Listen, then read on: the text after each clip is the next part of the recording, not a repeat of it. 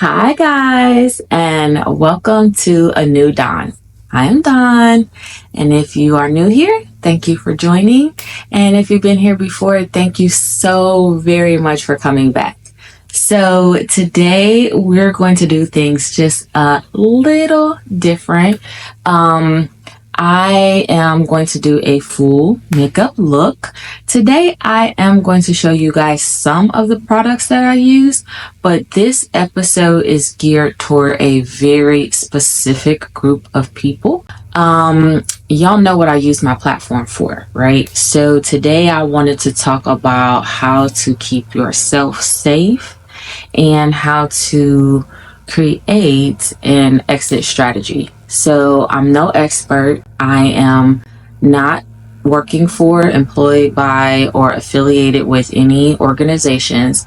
I am just speaking from my own personal experience, and I wanted to share some of the things that were helpful to me and some of the things that I learned. This message, again, is geared toward a very specific group of individuals. So if you are someone who is in a toxic or abusive relationship and you need to get out, I'm here to provide you some suggestions on things that could help you plan to safely leave. If this doesn't apply to you, feel free to stay tuned. If you know someone who this may apply to, save the video, send them the link, jot down some notes or some ideas. Maybe I might think of something that you haven't thought of. Maybe something that I talk about triggers idea for you. So with that being said, let's just jump right into things. Okay, guys, so let's get into it. Domestic violence, sometimes called or now referred to as intimate partner violence, is a significant public health issue according to the CDC. So I wanted to share some general information and a few stats on DV or IPV since October is Domestic Violence Awareness Month. So just for awareness, intimate partner violence, as described by the CDC, is abuse or aggression that occurs in a romantic relationship. It refers to current spouses, former spouses, and dating partners.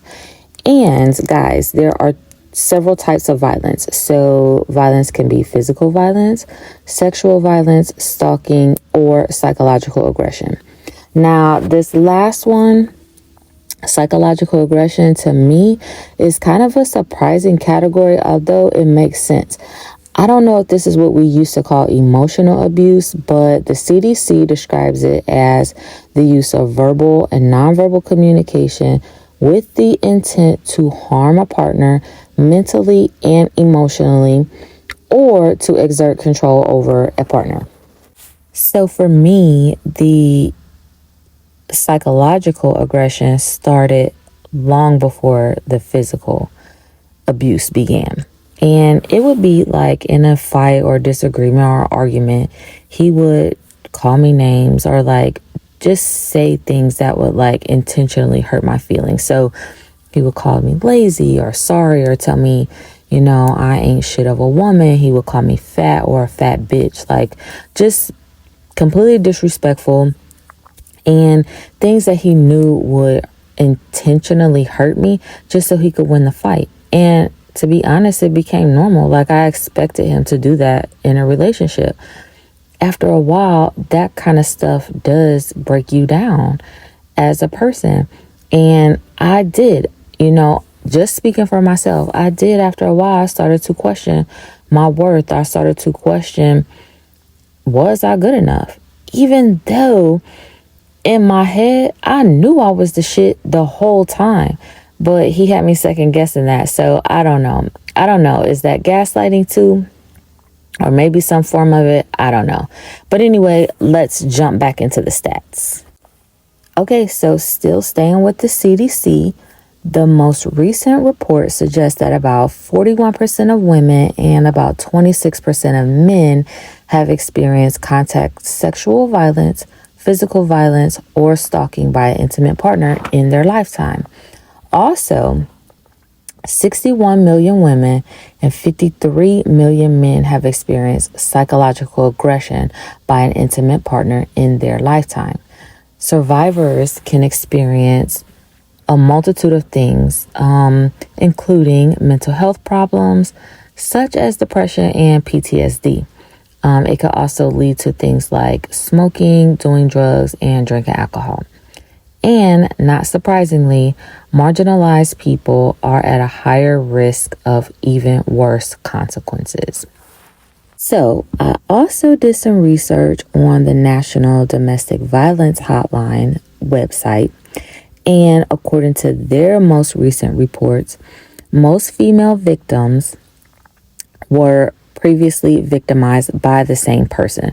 So, how I kind of interpret that is once you tell, or once someone has made an allegation of abuse, it is determined that that person was likely victimized by that abuser before. Another interesting fact is that on average, it takes a victim about 7 attempts before they finally leave their abuser. And unfortunately, guys, the violence does typically escalate after each attempt. So I can speak from my own personal experience. I would leave after every altercation, right?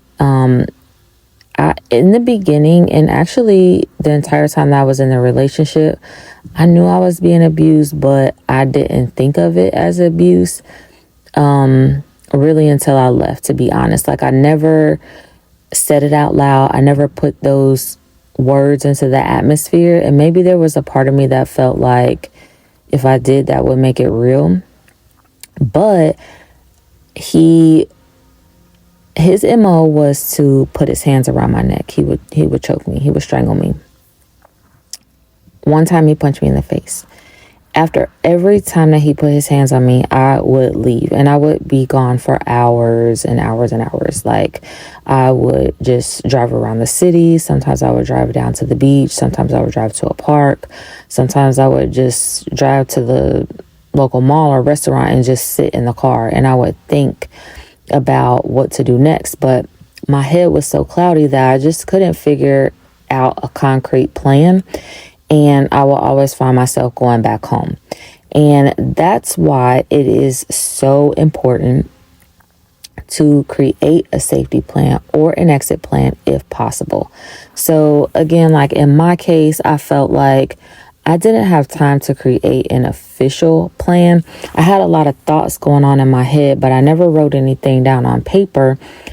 And the day that I left was actually after an incident, after an altercation, a really bad one. I do not recommend leaving that way. I do not recommend waiting to leave until a violent incident, because you never know. There are so many situations where the victims don't make it out. Okay, they don't have they just never make it out. They cannot escape their abuser. I don't want that for you. So if you're in a situation and you just don't know how to leave, but you know you need to, you know you want to, maybe you're questioning like how to do it. Maybe you're questioning like what will happen after I leave. Maybe you're questioning like how can I survive without this person if I leave. First, I'm going to tell you, don't doubt yourself.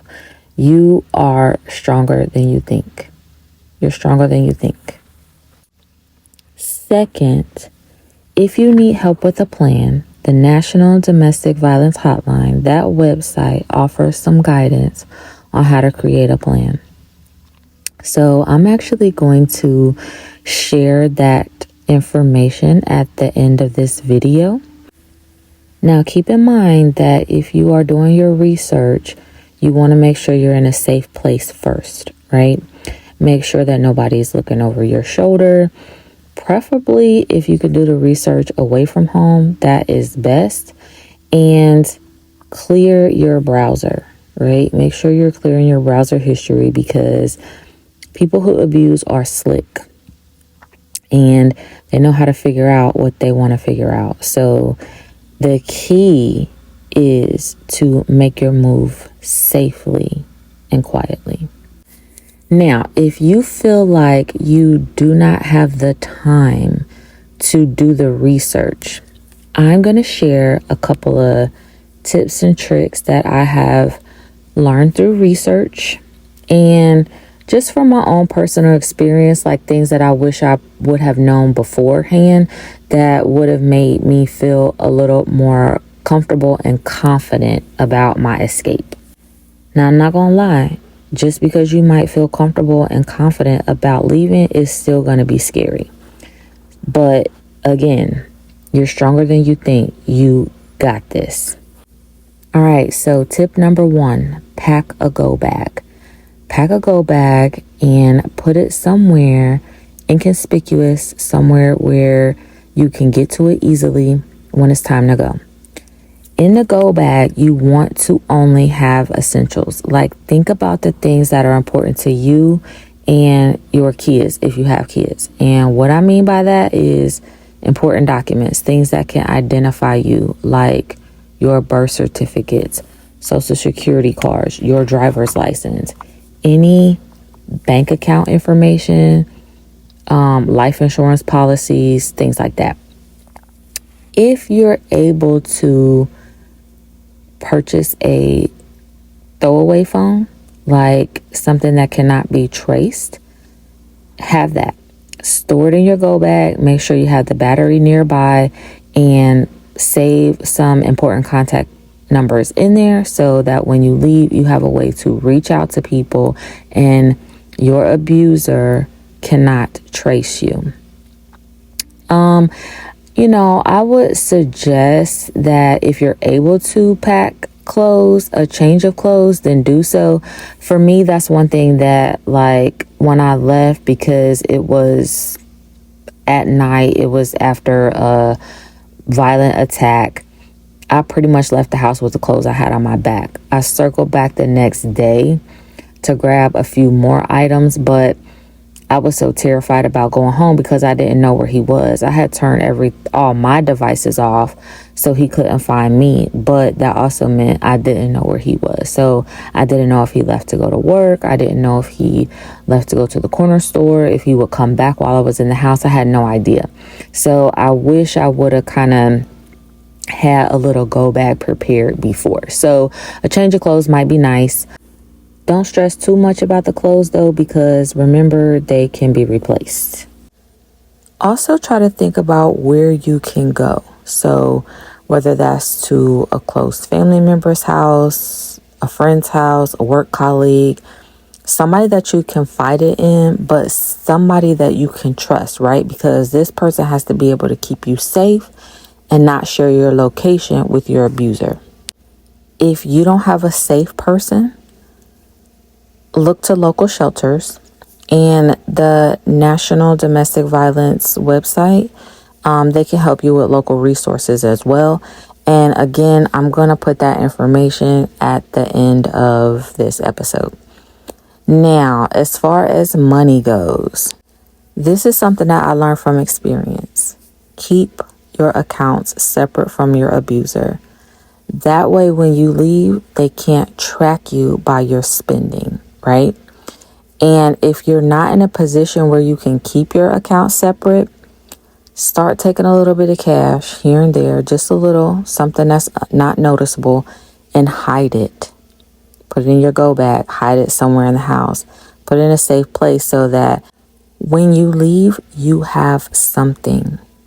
But I'm going to tell you, if you're not able to do that, don't worry about it, because to be honest, your safety is much more important than money. And there are resources and shelters that can help you start over. Also, when it comes to your devices, don't share your account passwords. Like, that's something that I also had to learn the hard way. If you're already doing it, just remember that when you leave, you need to deactivate everything, because digital stalking is real and it's very, very scary. When I left, I was able to grab my cell phone after he threw it in the toilet. I was able to grab my tablet.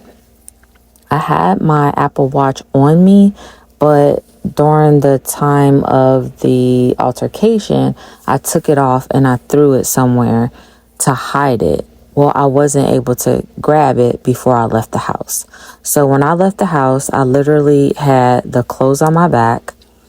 I had my car keys. I took a little backpack purse that I had my wallet in because I had just come back from the store. And I was able to grab my cell phone and my tablet. I was gone for about a month before I returned to my home to get my things and before I even made the police report. Well, in that time, he was able to find my Apple Watch. He also was able to locate a Kindle device that I had in the house. And just even some of the things that we share, like he knew my passwords to everything. So he was able to log into my devices, view my emails, actually reset my password. And then because he could see my information, he was able to go onto my social media, look at my messages, and just kind of figure out where I was, what I was doing. Eventually, I changed my number, and because he was accessing my social media, when I sent a message to my friends via Facebook Messenger with my new cell phone number, he saw it, and he was able to contact me.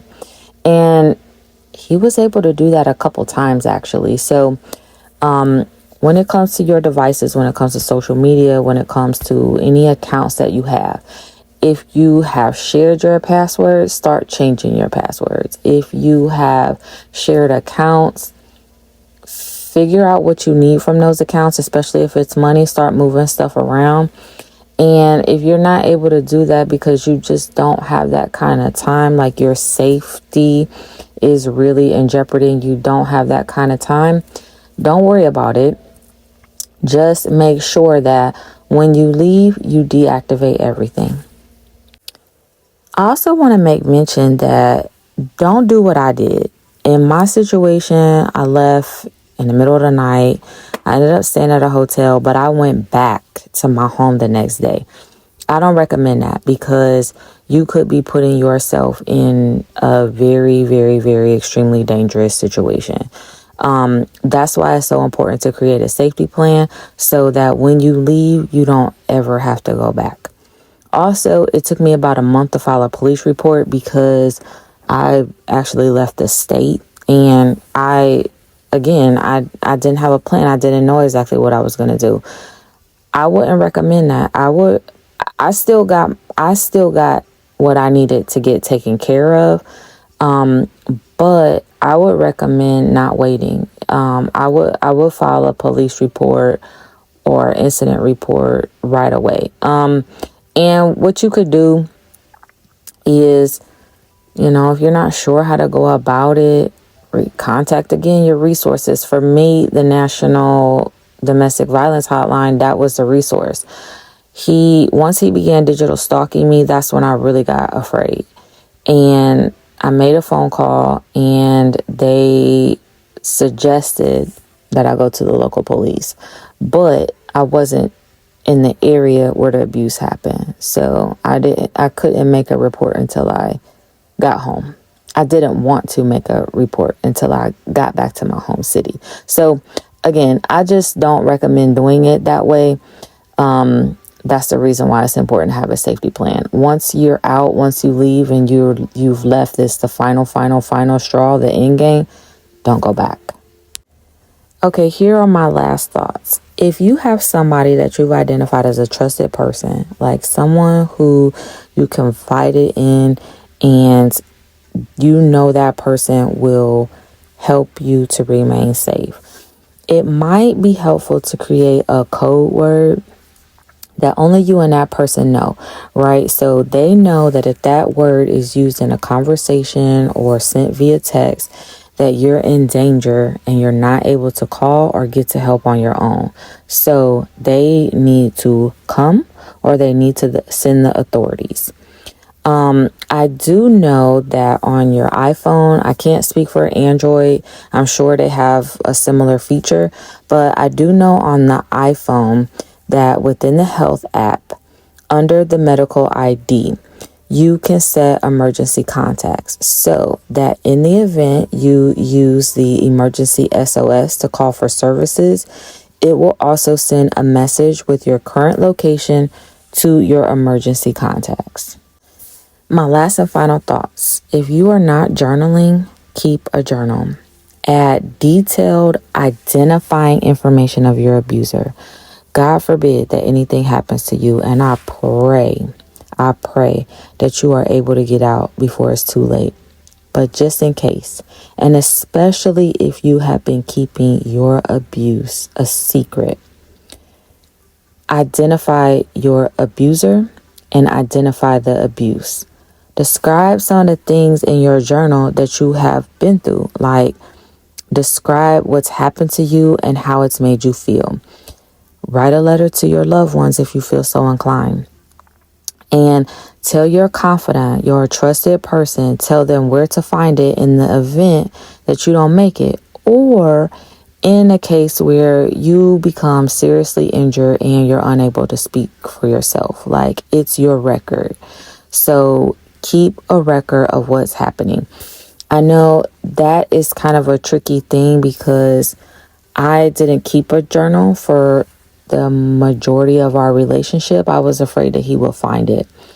But towards the end, and of course it was after things started to escalate, within about a 6-month time frame, they just went from worse to awful to unbearable, right? And I began keeping a journal in that time. And on the very first page of my journal, I wrote that if something happens to me, this person did it. I wrote out his full name, his date of birth, his social security number, his last known address, and his mama's address. And I recorded some of the things that had happened recently, some of the things that he had done to me, so that if something happened to me, someone would know, if they found my journal, who did it and where to find them. And just FYI, when I left, I took my journal with me so that, of course, he would not be able to find it in the house and read my thoughts, right? Or throw it away so there would be no evidence.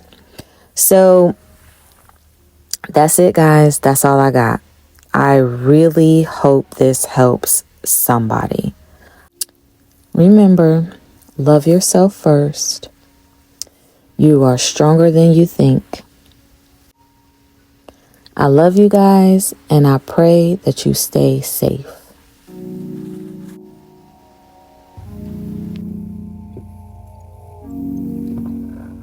All right, guys, so there it is, final look. Let me know what y'all think. Hopefully you guys enjoyed the episode. Hopefully you found something useful in it. Maybe gave you some ideas. So thank you again for joining me. Y'all know I love and appreciate each and every one of you guys.